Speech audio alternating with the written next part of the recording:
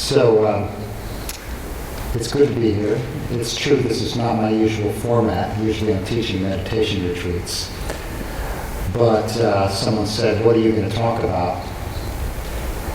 And thinking about the scope of really what it is I'm working with, all I can really say is suffering and the end of suffering. And I'm not new in talking about that. That was sort of the short version of what the Buddha taught. And it's really what I think a lot of us who are looking at what is possible in this human experience are looking at. You know, what is the nature of suffering as a way of pointing to capacities, qualities, and ways of being that are profoundly beneficial, compassionate, intelligent, and joyful. A student, a meditator who had studied with me a lot of years, he was a Buddhist monk who was living in Switzerland. And we were down by Lake Geneva, beautiful sunny day, water was sparkling, some beautiful boats were moored nearby, and exquisite restaurants behind us. And he said, you know the problem with being a Buddhist monk in Switzerland? And I said, no, Bhante, what's the problem? He said, there's not enough suffering. And I knew that, Lonnie just mentioned the suffering that has been known recently in Evanston, in this area, with suicides when there was a financial crash. It's all tentative, All of these things that we rest on are tentative. And he kind of knew that, but on the outside it just looks so beautiful and sparkly. But we're all born into this same skin, We're all born into the human experience. And the more I've thought about what it means to be in this human experience, there's a common denominator that all of us enjoy and suffer from, which is just sensitivity. Sensitivity. The sensitivity of the eyes to light and perceiving forms, the sensitivity of the ears to sound, and the sensitivity of the mind to its own thoughts. We're so exquisitely refined in our capacity to sense the world. It's how we've survived. It's how the animals with whom we share sentience, with whom we share being in this world, trying to survive, these reflexes, this color perception, the fact that we can hear, if we're in a quiet and anechoic chamber, we can hear the blood rushing through our bodies. We can hear our heartbeats. It's not usually that quiet, but we have that capability. And we can see a single photon of light in a dark room. It's astonishing how sensitive we are. And, you can see how this would give us an opportunity to survive, to find food, and so on. And so the organism, this human organism, is, you might say, sensors moving through an environment, being touched by the world. And it's just natural that the organism is seeking what is pleasant and pulling away from, recoiling from what's unpleasant. And it's reflexive, it's survival, right? Poisonous foods tend to taste very bitter. Dangerous things tend to be very loud. And so this moving through the world and responding to the world begins to form patterns. Patterns in the mind, in terms of memory, and moves through the cells, is passed on genetically, various preferences, And the species evolves as a whole, embedded with these preferences. And meanwhile, there's this constant search for food, warmth, safety. And it's organismic, it's built in, it's deep in each of us. At the same time, all of this incredible sensitivity is forming within us these patterns that have to do with what we've learned, who we've learned from, what's in our environment, food preferences based on what's around us and so on, but also the incredible sensitivity that exists when what is seen and what is heard is another human being. There are special circuits in the brain for facial recognition. There are the so-called mirror neurons that without any cognitive involvement, without our trying to do anything, are responding to other people's actions as if they are our own. So there's this built-in learning algorithm, you might say, or learning process that's going on in response to other people. And the infant can recognize the mother's voice from different voices in a few days and respond to other people, respond to human faces within a few hours. So we're intrinsically social relational beings. So if I take us back a moment to survival and point out just as the color vision and the subtlety of vision and the capacity to hear and the pattern recognitions of the auditory system, just as all of these things have had survival advantages, so does all of this social relational sensitivity. Who's safe? Who's dangerous? And in some sense, a built-in way of engaging with, and you might say operating within a strategy of how do I get love. The baby cries for attention. The baby doesn't get attention, what happens? It dies, right? Physically it dies because it has no food. So the connection between being seen and survival is not it's not a leap. It's two sides of the coin. And that sense of being seen, feeling safe, follows us through this life where constantly, as we grow up through our early years, our teen years, looking to be seen by our peers, is it any surprise that as adults we long to be seen, we long to be recognized, we hunger for it. And at the same time, the same organism that's hungering for the pleasures, hungering for the warmth and hungering for the good foods and hungering for the pleasant touches, is also hungering for this being seen, for feeling safe and stabilized in the world, for having the sense of me filled up by being seen, by being recognized, by being heard, by being responded to by you, by being understood by you. So before I move on, I want to really point out, do you see what I'm saying? That this is surviving. This is not like a middle class extra or something. This is survival. And in fact, when one isn't seen, when one isn't heard, shall we say, solitary confinement, this kind of thing, insanity is the common result. This is a deep intrinsic hungering of the organism.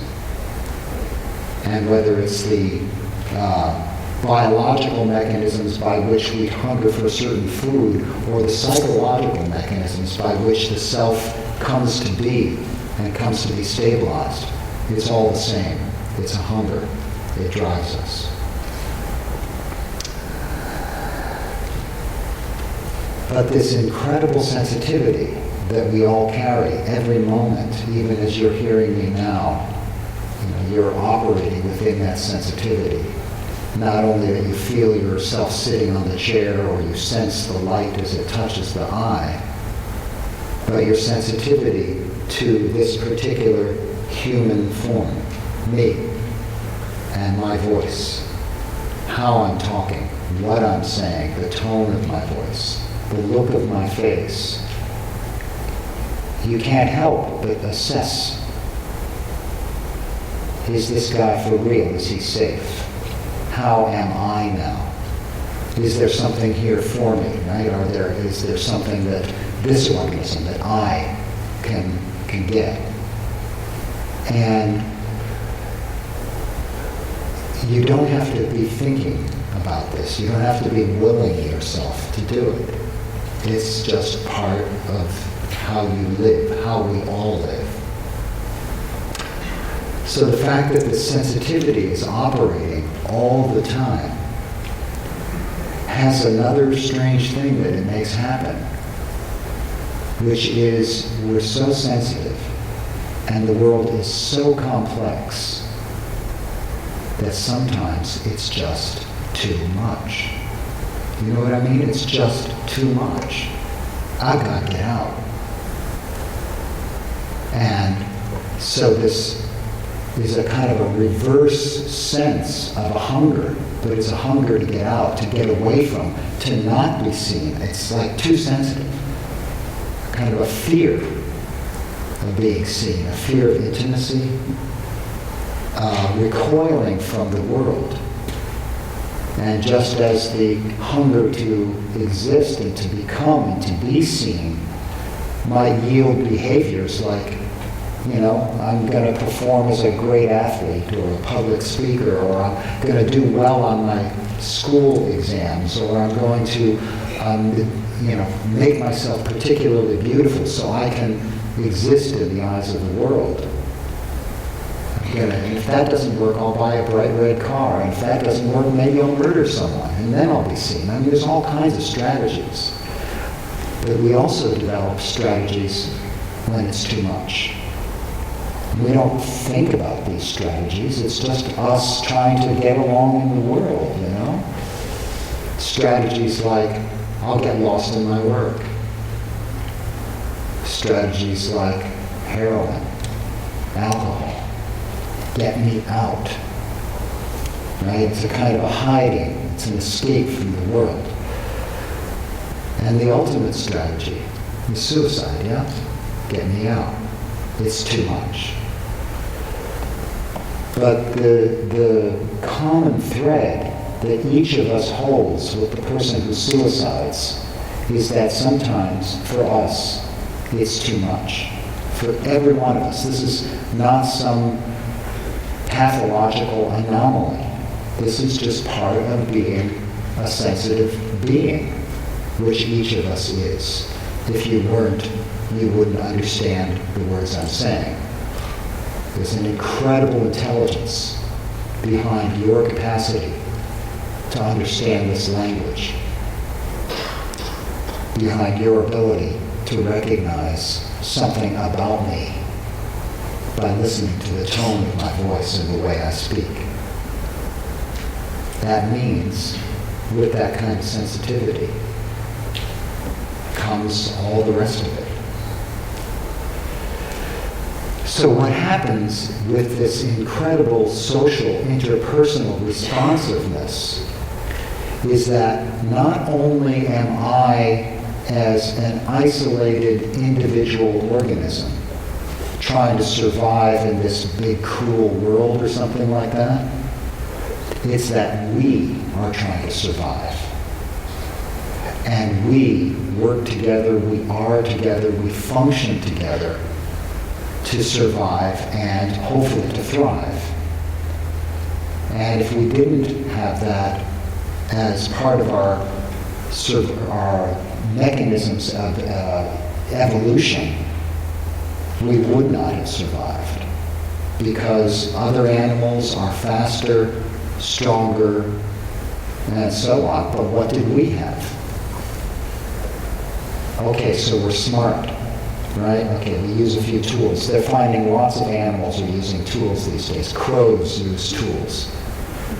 Right? So don't be too impressed with yourself next time you pick up a hammer. But at the same time, what we do have is a particularly astonishing social intelligence. Right? So all this built-in sensitivity to other people, it's evolved in us and stayed and grown because it's adaptive. There's a survival purpose to this. And when we work together with others, we can catch the big animals. We can be warm in a cave. We can invent things. We can create civilizations. And we have become the dominant predator on this planet. It's maybe not such a flattering way to think of human beings, but think about it. When's the last time you worried about being shot by a hyena who had a gun? Made by what? Hyena firearms? I mean, these are all things that are done by social effort. Could any of you have designed this building, let alone built it by yourself? Could you even have created the fabric on the chairs? Could you have crafted the ring on your finger? Or made your shoes? And of course, we have all the other affordances of that in our legal system, monetary system, and on and on. So it's been described, this leap from individual survival and thriving and search for resources to the collective by people who are interested in following the social evolution of the species as a kind of superorganism. And we're part of that. The person who maybe is the CEO of Walmart can't have that position without the person in the stockroom in Boise. It's not possible. It all works together. One makes the other possible. So we also see that the system reveals to us our hungers, right? Our hungers for pleasure. So we want money. So we'll do things to get money. So we'll work up the ladder to be that CEO of a large corporation so we can get more. Or maybe just to be the in-house attorney. Or maybe just to be a middle manager. Or maybe just a good job as the janitor. But we're all looking for enough comfort, which is a search for pleasure, a hunger for pleasure. And we're all looking for some kind of stance in the world, a hunger to exist, to be seen, to be respected. And we're also all constantly looking to fulfill our strategies of protection, of safety, the urge to get out. And what happens is that these kind of, the push that's behind these things keeps us on edge. It's never enough. It's not like we want just one good chair, just one good jacket. It doesn't work like that. We want multiple chairs and multiple jackets, and we want more square footage in our houses because we're trying to stabilize ourselves in a world that's contingent and permanent, that doesn't have any promises. So let's get the most and the best, and that becomes a kind of, when I get all these pleasures, then my life will be cool. Then it'll be good. But it's never quite enough. It's never quite enough. When I have enough power, when I have enough respect, when enough people know my name, I'll be seen, it'll be fine, I'll be filled up, I won't need to be seen anymore. Do you think that it's ever enough? That you're done being seen, that the cup is completely full and it stays full forever? And is there ever a strategy that creates enough instant invisibility that the fear of being seen by others, the fear of intimacy, will ever be completely and lastingly met? In a world that's so full of change, in a world that's so complex, in hungers that are so insistent, it doesn't end. And so the mind, the heart, is noisy, the hurting, wanting, never quite stable. It's always the next thing. Maybe we take a day off on Sunday, we have a cup of coffee, we have the newspaper, and for a couple hours it's, seems pretty good. Next moment, I was going to do this today, and it's on to the next thing. And we have to ask, how frantic, how always leaning forward into the next thing do we want this life to be? Is this as good as it gets? Is this the optimum human experience?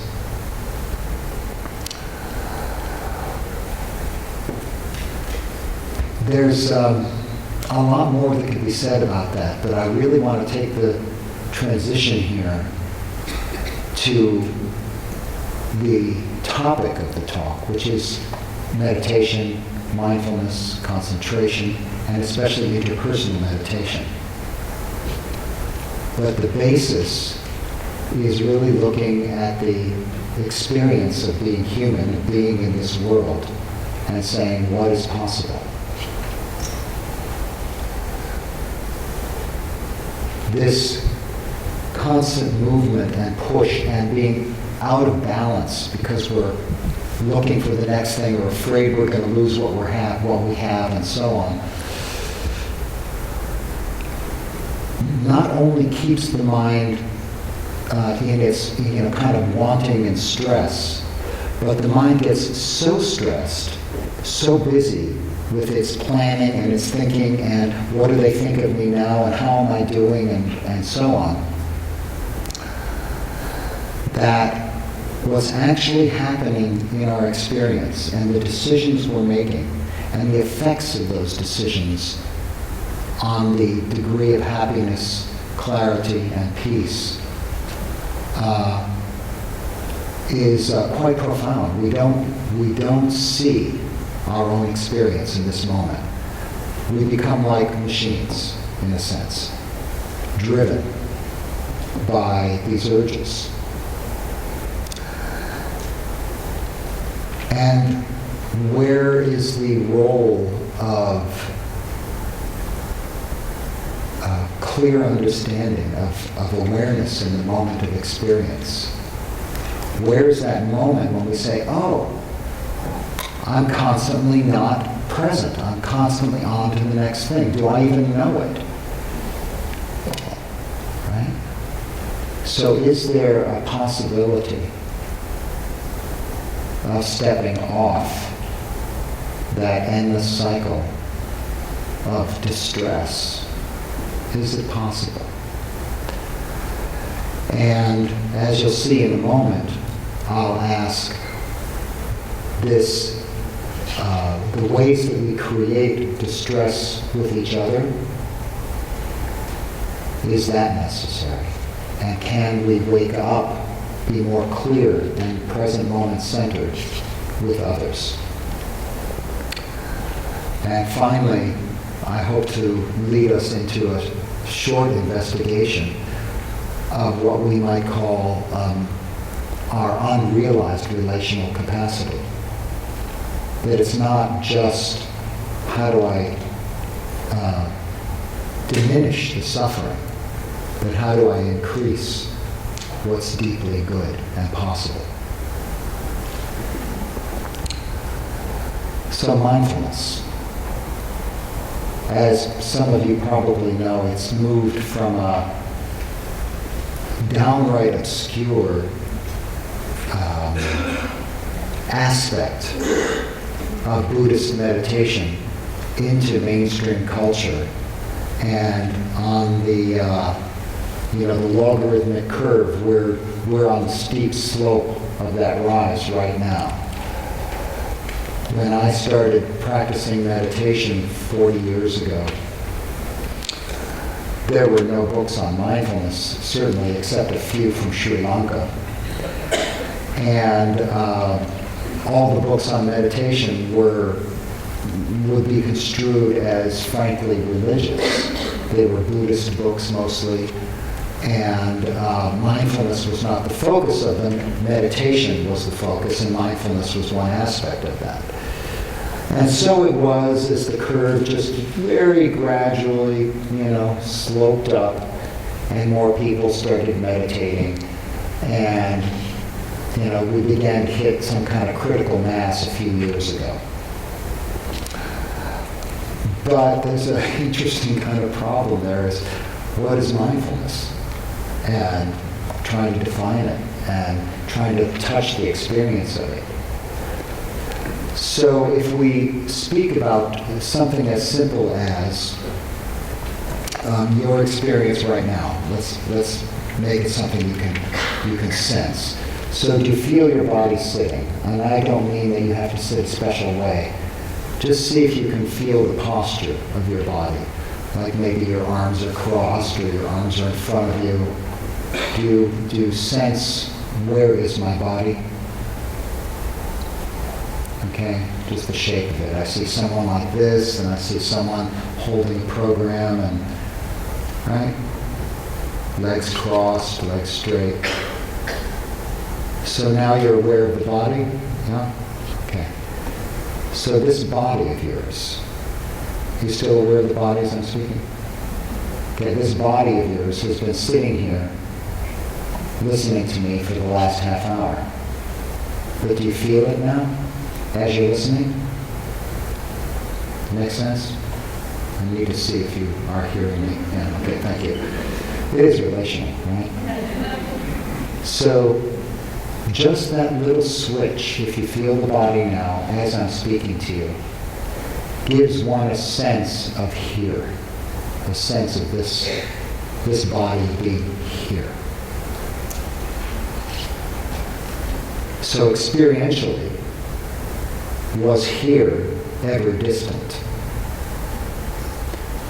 Another way into this, if you just notice specifically, where are your hands?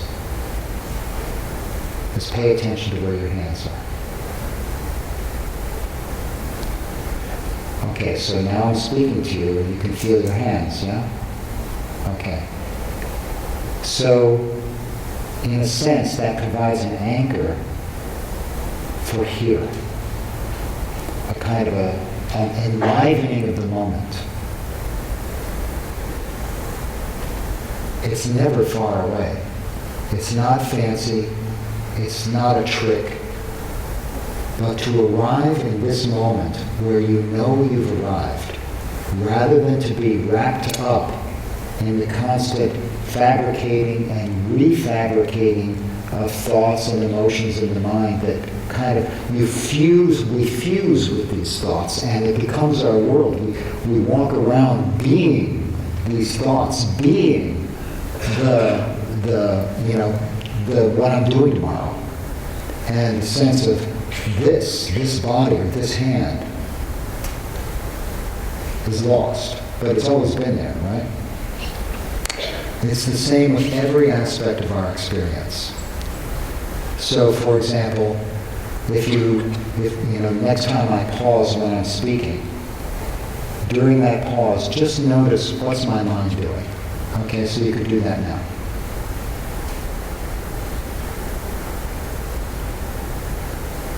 Whether it's thinking, there's a certain tone of the moment, maybe it feels like the mind is racing, even if there's not a thought, maybe you feel a kind of a churning of the mind.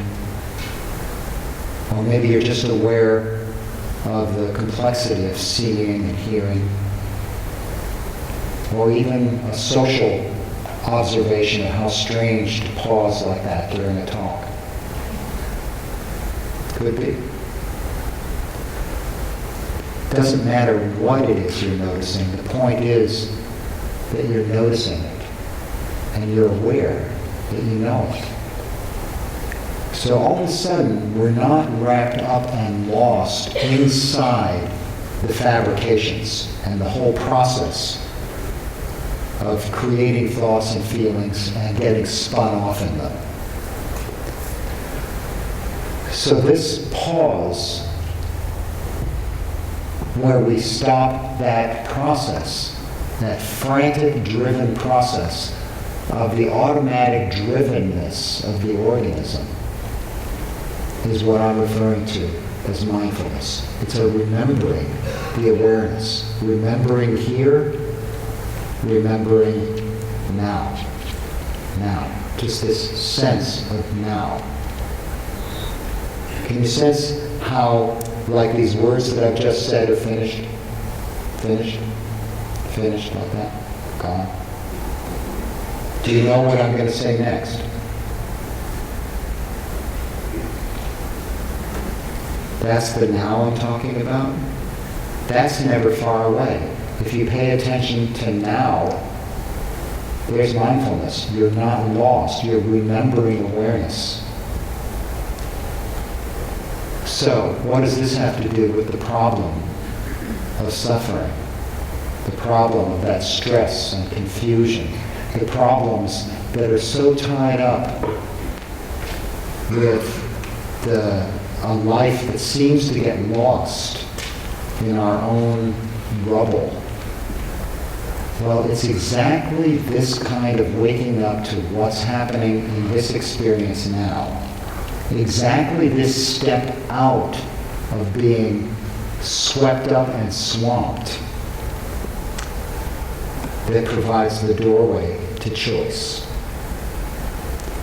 So that pause where you actually see what's going on now, maybe the next moment won't be so automatic.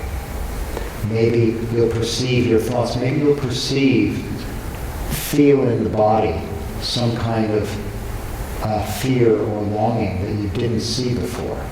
So mindfulness might start out, and this is not uncommon with people who practice and start meditating or start practicing mindfulness, that one of the first things they see is, wow, my mind's even messier than I thought. You know, I came to a meditation course and found out how messed up I was. In fact, it's always been that way. And you're just seeing it now. But now, there's a choice.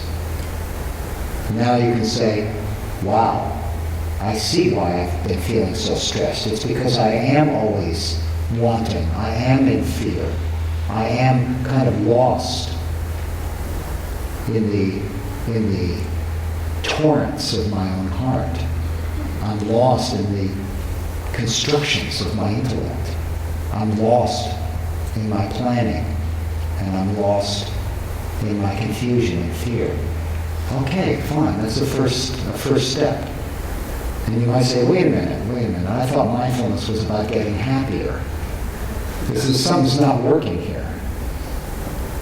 Well, actually, mindfulness is about the long picture.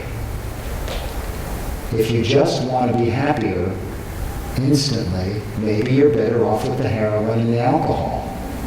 It's, it's got its downside, but at least it's reliable. You won't start it and probably say, oh, this is terrible. You'll probably have some sort of temporary pleasant experience, but right there, that's not the case necessarily with mindfulness. But with mindfulness, you will, with some diligence and patience, you will very quickly touch, when I'm actually aware of what the mind is doing, it slows down, it settles. Some peace comes in by itself. You don't have to push away the feelings or emotions. You don't have to fabricate peace or some notion of a good meditator. Like my mind should stop Bah! Your mind's been making thoughts all your life. You think you're going to sit down to practice mindfulness and it's just going to stop? Dream on. That's not how it works, but that's not a problem. It's not a problem at all. Mindfulness is seeing how things are, not forcing them to be how you think they should be when mindfulness is somehow mythically good. It's actuality. That actuality, that's the crevice that opens to freedom. The imprisonment is in the automatic thoughts, behaviors, emotions that make up this life of stress and fear. So mindfulness, and it is particularly powerful, by the way, when combined with other qualities that are developed in meditation practice, like some tranquility. If you're mindful, but constantly in this state of aroused vigilance, that's going to be very brittle. It's not going to be stable, and it's not going to penetrate deeply into the nature of the human experience. But when the mind begins to settle, and perhaps even concentration arises, a steady, easy concentration, not forced like, I'm going to study for my math final concentration. The kind of concentration that comes when the mind is contented, stabilized, gathered. Then that mindfulness that's applied really sees deeply. And here's where we begin to see some of the higher capacities for happiness, wisdom, insight, and compassion. So most mindfulness practices have been developed as individual, let's say, solitary practices.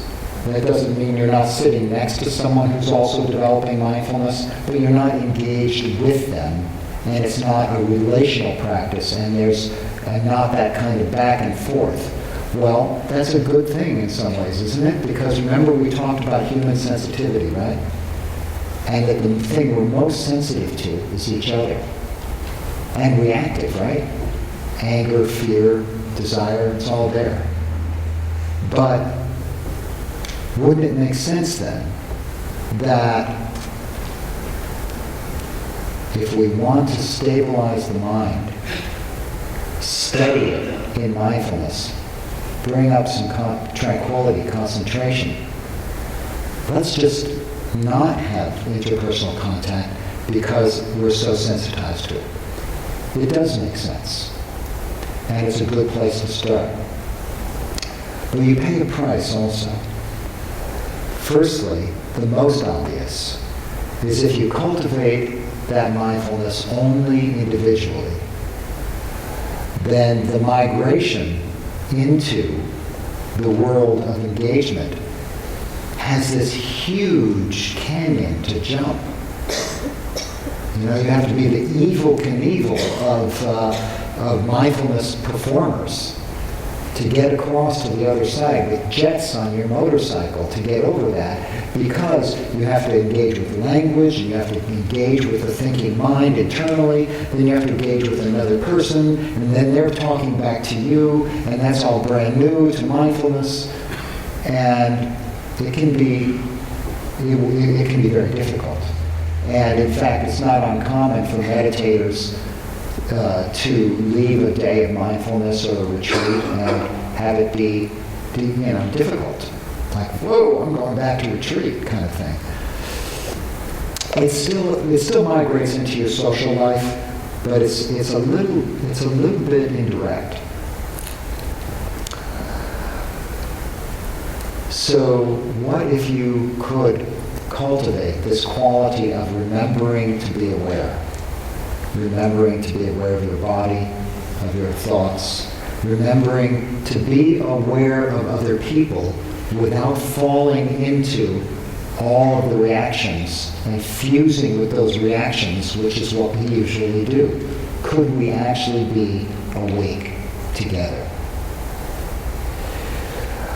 So you have this extra load, you might say, this problem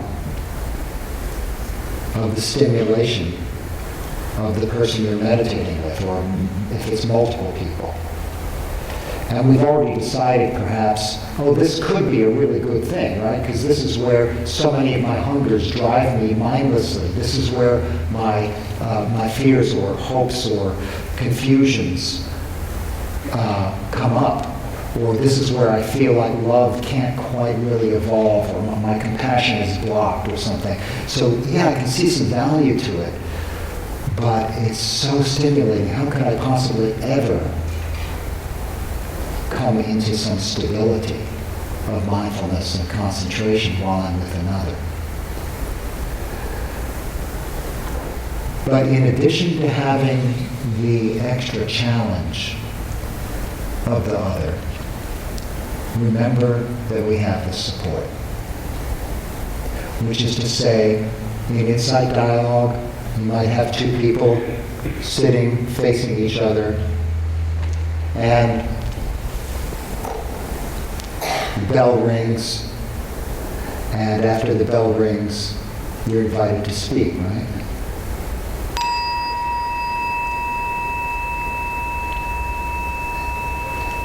And you've been given some instruction for pausing, relaxing, finding some stability in the moment, opening the awareness to internal, external, and both. You've been given instructions and all that. But now, instead of meditating alone, being with the other person, one has the experience of just by looking at them, and by them looking at and sitting with you, it's as if they're saying, just by sitting there and not saying a thing, they're effectively saying, I'm awake, I'm here, I'm showing up, are you? Right? Just by being there. You open your eyes, you see them, they see you, and now there's this, like two mirrors with a candle in the middle. You know, the light is reflecting back and forth. And this kind of mutual reminding that happens just by being together is, you don't have to work for that. But what you do have to work at is when you begin to speak and engage, well, all of the social habits could come up. Eventually, they will, just because that's how we are. How do I remember while I'm speaking and and listening to another, while I'm in relationship with another? How do I remember this awareness? How do I establish the mindfulness? And that's where, as they say, how do you get to Carnegie Hall? You practice, right? You practice. And it's so eminently possible, if I could provide this message, that it's possible to engage this incredible sensitivity as a catapult, a kind of meditators come and they're so amazed at what happens on their insight dialogue retreats. It's like, wow, it's like having meditation practice with afterburners. I mean, I get that kind of, the word accelerant or afterburners or jetpacks or all kinds of things for actually strengthening the development of one's awareness and the strength of remaining present in the moment of experience. So I'll just close by offering this one thought. Mindfulness does have this tremendous healing capacity for much of what ails us.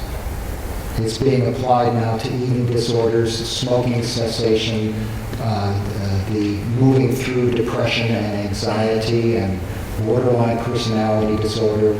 It's being used for people in all kinds of beautiful therapeutic ways. And this is it's like we have an airline accident and we have to run to the scene, and there's triage. We have to help these people who are bleeding and hurt. And we can do this. And to not do so is to lose an opportunity to be a benefit, to function with compassion. And the people who gain the benefit gain their lives. But I ask you, who's doing the work of saying, why did the airline crash in the first place? Who's doing the work of finding the black box and discerning what caused that accident? And this is a kind of a looking deeper at the human suffering. So we have the kind of the triage which we need, tremendously healing and powerful. And we also need to look at the whole of the human condition, kind of a wisdom mindfulness that says, I understand. That even when there hasn't been an airline crash, even when I'm not in depression or I'm not overwhelmed by my inability to cope with life, the ongoing fear or the ongoing sense of unfulfillment, the loneliness, all of these things can be benefited by being more awake. And it's possible to touch quite profound and I would say innate capacity for clearness, for peace, and for the natural compassion that comes up when we meet each other and the mind is present and open. So I think I'll stop there and invite the next phase. Holly, maybe if you want to make your way up. So Greg is going to be joined. Greg, you can also take a chair. That'd be great. Greg is going to be joined by Holly Nelson-Johnson. She's a certified family nurse practitioner, a senior mindfulness-based stress reduction teacher, and an interpersonal mindfulness teacher. She was the founding president of the Illinois MBSR Mindfulness-Based Cognitive Therapy Teacher Research Consortium. She has been involved in MBSR clinical research projects, has worked cross-culturally, including social justice and third world relief work. She served as medical provider and faculty in the Department of Medicine at Cook County Hospital. It's a strange sound. Do you hear that sound? The wind? She co-founded the MBSR program there and taught in the primary care behavioral medicine residency training programs. Holly is a member of the University of California, San Diego Mindfulness-Based Professional Training Institute, offering MBSR mentorship and teacher training. She is the director of Mindfulness for Living, offering applications of mindfulness-based approaches in medicine, education, business, healthcare, and society. I met Holly. She was at the 5-day retreat that we all did in June. I was actually quite curious about Holly, and probably inappropriately so. I was quite curious. She was just a presence. I kind of couldn't take my eyes off of her many times. And then at the very end of the retreat, when she broke silence, she walked up, she said, "Lonnie," she said, "Whoa," it's almost like I had met this whole other different person. And we formed this nice friendship. And so she's been to many ID retreats and knows Greg well. And so we thought it would be nice for her and Greg to be a little bit in conversation, maybe 10, 15 minutes, and then we'll take Q&A from the audience. So with my pleasure, Holly, please take it away. Thank you, Lonnie. Can you hear me? Holly, could try talking for a second. Hello? Can you hear me? Okay. We got a weird hum. Let me try. Shall I wait? Is it me or is it them? You think it's her loud, you think? Why don't you try mine? Turn yours off.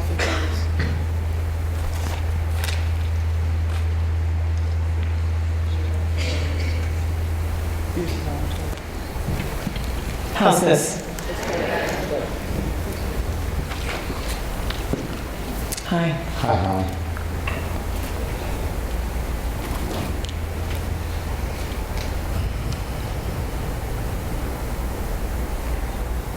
So you started out this evening talking about suffering and the end of suffering.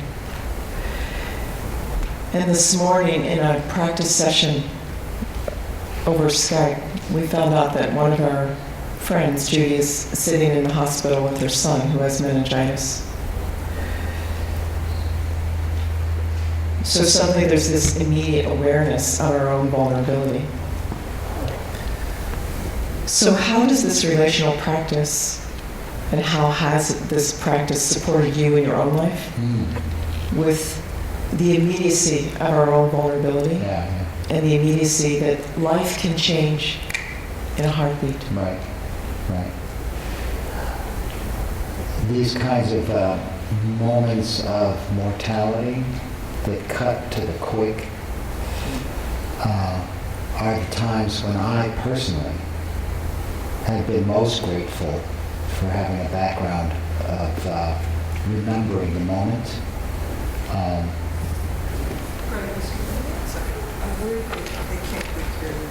Can't quite hear me? Is that right?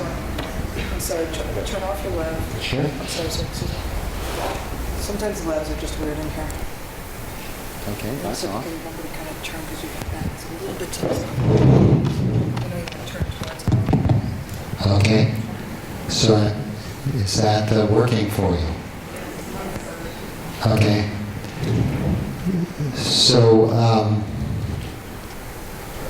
I actually have two stories that parallel what you're describing in my own life. And the first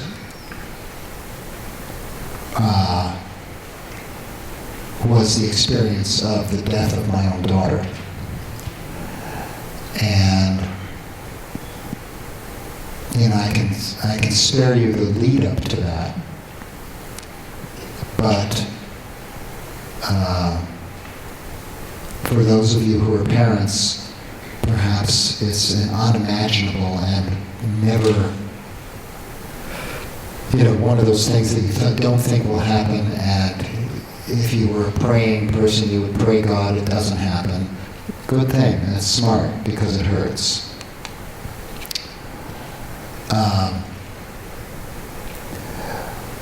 But after coming back from the hospital and being at home, my wife and I were, of course, receiving phone calls and people were coming over and so on. And I noticed when this body-mind would get flooded, when it went from the pain that it was to something more, something extra, something that was like, lots of tears and a kind of overwhelm almost. And there was a moment of kind of insight when I picked up the phone and was speaking with someone. And when I picked up the phone, the mind was, again, stable, awake to its own functioning, but still noticing the sense of loss. There was no separation from my experience, but it was how it was. And someone said, "Oh, you must be so, I'm so sorry your daughter died." In that moment, I became the father who lost a child. It wasn't my actual experience just then. It was the construction, the image of being the father that lost a child. And I fell into being that. Do you understand the difference? There was a sense that I went from really being with what was happening, but stabilized in it because life was just what it was, to moving into a whole built-up notion of who I was and what had happened to me. The me got very big, and the sense of loss went from what it actually was to some mythic kind of loss. And that was a very freeing moment, and it was possible because I was grounded enough to observe it while it was happening.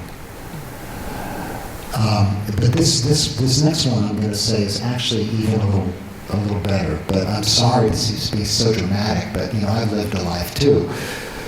So I have 3 living sons, and my eldest, when he was 25, was diagnosed with stage 4 Hodgkin's lymphoma. Stage 4 is really, really serious stuff. And so the hope of survival, would come through extreme chemotherapy. And so this was going on, and you can imagine how that was. You see your son strapped up to tubes and getting puffy and losing his hair. Some of you, I'm sure, have experienced this, and if you haven't, again, I'm really glad you haven't. But it's life. It's something that could happen to any of us at any moment. It was happening to me. It's happening to my son, yeah? And there was a moment at which his immune system stopped working because of the chemo. And he was in the sterile ward of the hospital. And we were with him all that we could be. And they kind of wanted us out of the sterile ward at night. And he said, yeah, just go. I'm okay. And so my wife and I went, and we went to a movie. Thought, okay, that'd be a good thing to do. So we went to the theater and we're watching some movie. And up until going to see that film, I had been working with being at the edge of what was most terrifying to me, which was my eldest son dying, by just staying in the moment, staying with him, staying with my own feelings, staying with my wife, and always being in the present moment. And I had seen how, if the mind started to move into stories, what might happen and so on, it got really horrible. And so here it was just like, okay, this is not good, I'm not enjoying this, but it's workable, I could do it. So I kind of let that down and I went to this movie. Because, you enter the film as a process of mimesis. You kind of enter the world. And as has never before or since elementary school maybe, happened in a commercial theater, the film broke. It was so weird. The film broke. They pulled up the lights and said, we'll fix it, hang out. Well, in order to watch the film and to be a participant in the film, I had done that. I had gone into it. And now here I was without the mindfulness. And in that moment, sitting in the theater seats, just like the seats you're sitting in, I could feel this chasm just open up beneath me of terror. Oh my God, my son might die tonight. I can feel the tears as I tell you. And I immediately, not as a defense mechanism, but just by training, noticed the sense of being flooded, noticed the feelings of it. So, wow, look what's happening. And in that moment, there was just, this is what's happening, and it was workable again. It wasn't pleasant. My son was not any better than he had been 5 seconds ago, right? So when you talk about life and its real stuff, that's where this kind of work reveals its incredible power. The triage power that I was talking about. It's just astonishing. Because you can be with pain and not distance yourself from it the way maybe, oh, well, I'm just fine if I, escape through whatever means you have. I don't know what yours are. You know them much better than I do. It's not like that. You're very much, I experience as being very present with everything that's happening, and yet,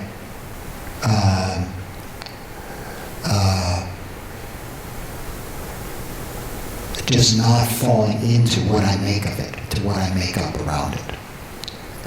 And of course, in lots of spiritual traditions,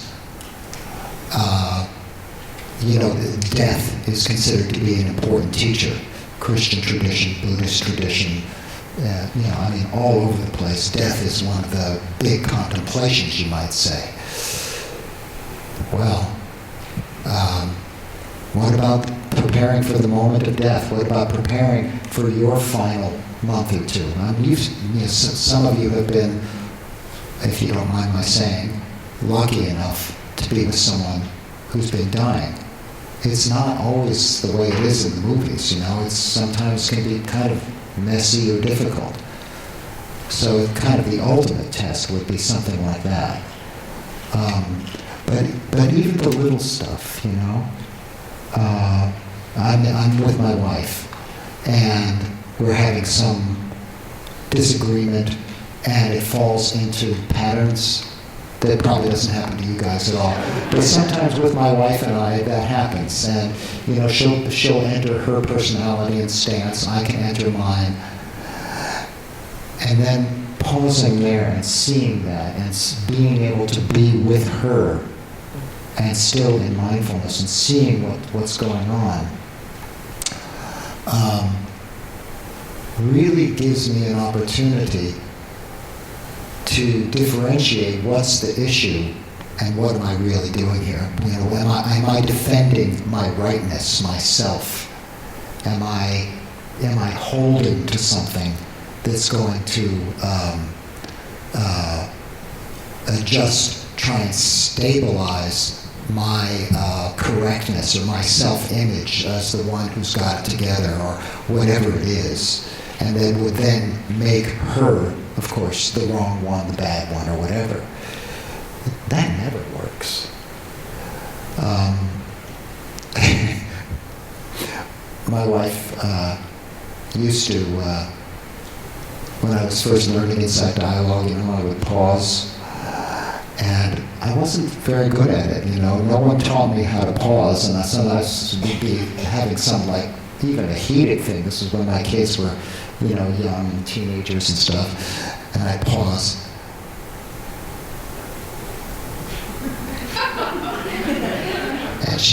And she once said, "I hate it when you pause."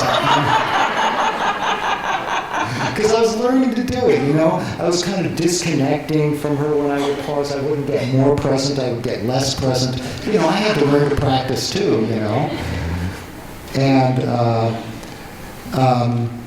but then she began to see, when he pauses, she sees that the logjam breaks, right?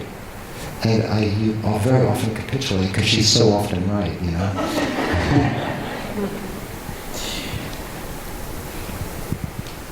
So you've referred to insight dialogue and some of the steps of insight dialogue.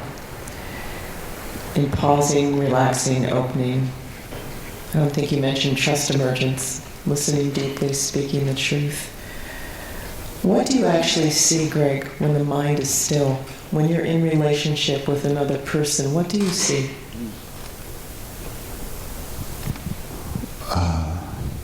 I mentioned earlier in my talk relational capacity that we have that we don't generally realize. There's a coming together of, well, in classical terms, I would say, a strengthening, a stabilizing of awareness that is, when this kind of a feedback process of being present yields more being present, right? And the mind can get extremely still and very bright, even luminous. And whatever is placed into that container at the moment, whatever it is would be talked about or thought about. The clearness of seeing. For example, we talked earlier about like these hungers, right? These driving forces are around. Oh, you know what's a good one? The kind of noise of the mind and the ignorance that comes up if you don't even know what your own mind is doing. In such a moment, when the mind gets really bright like that and stabilized internally and externally in both, right? So it's really like got extra legs or something, you know?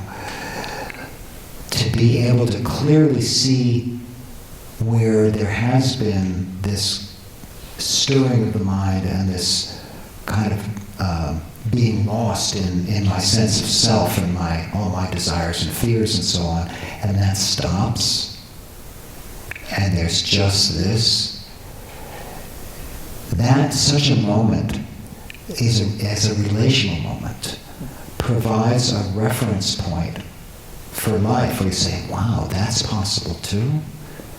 Because you totally feel yourself sitting in your body, being aware and awake, and it's not like you've dissociated and gone to some special spiritual Mars planet thing or something. It's just this. And it's so beautiful, and it's like, wow. And I have to say, it feels good. It's like the ending of a headache or something, or just the pleasure of ease just saturates. But because you're with another, there's also this experience of compassion. It's like wisdom and compassion aren't separated at all. By my being wakeful and still with another, the heart kind of is responsive and, stable, but still quivering with being human. Yeah, and it's quite something, to see one's own capacity and to see it in others.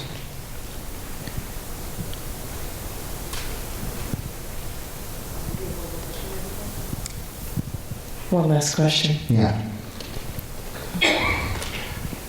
So in this relational practice, I can't hide. I can't close my eyes and block you out because we're here in dialogue. Is there enough room in the vulnerability that I feel, that any of us would feel? Is there enough room for joy? And is there power and pleasure in being awake? Can you speak to the joy of that, even with all of life that's happening? Yeah, what I just mentioned is something that does happen not infrequently for people who've given themselves over to a little bit of practice. But even with a little bit of practice, and I mean, maybe once a week for a month or two, or perhaps just even in your first encounter, if your mind or your heart is ready for it, or with a one-day retreat when you really give yourself to the practice, just a little bit of seeing the gripping of the mind and seeing how it begins to let go when it's seen, just that much. There's something they say about kind of Buddhist practice and meditation. Good in the beginning, good in the middle, good in the end. And that good in the beginning is like right there. Is nothing fancy, nothing you have to project. It's like some nirvana thing or something like that. Right there can be a loosening of the cables that bind the heart. That's all it takes. Yeah.